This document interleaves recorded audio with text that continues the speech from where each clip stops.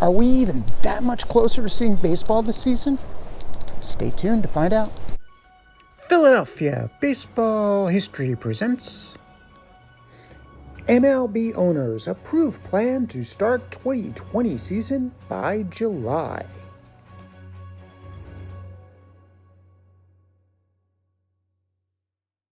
According to Jeff Passan of ESPN, the owners have agreed upon a plan to begin the baseball season in early July. The plan will involve an 82-game schedule, preceded by a truncated spring training that will take place in June. The teams will go back to their home stadiums if that's allowed by the local governments.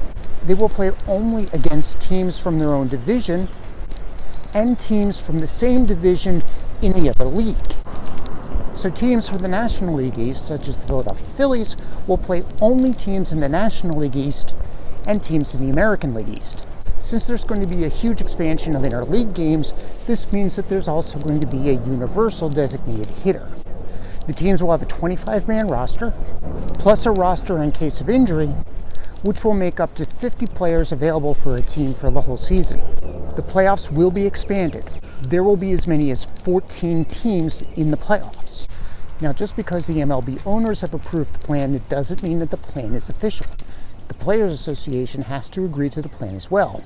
And there is at least one major sticking point here, and that is player salaries. The baseball owners want the players to agree to a revenue sharing plan. In this plan, players would get 50% of the revenue from the games. The head of the Players Union, Tony Clark, has already come out against this. He's calling this a salary cap, and Clark has reiterated the union's strict stance against such a salary cap. Others have pointed out that under current salary arrangements, the players have typically received more than 50% of the revenue. The owners have argued that a cap on salary is necessary because of the reduced revenue they expect to receive. If games are going to be played in empty stadiums and only for a TV audience, for example, owners will lose the revenue typically associated with ticket sales and concession sales. For small market teams, that's huge. Clark expressed annoyance that the owners have been essentially negotiating through the media. That is, the owners have been letting these plans leak to the press, thereby getting the hopes of fans up. Which means that the owners have been making their argument about lost revenue to the fans for weeks now. And this has been an effort to get the players to grant more concessions in order to get the season started. On a personal level, I can see the owner's point. If there are going to be no fans in the stands, there's going to be less revenue.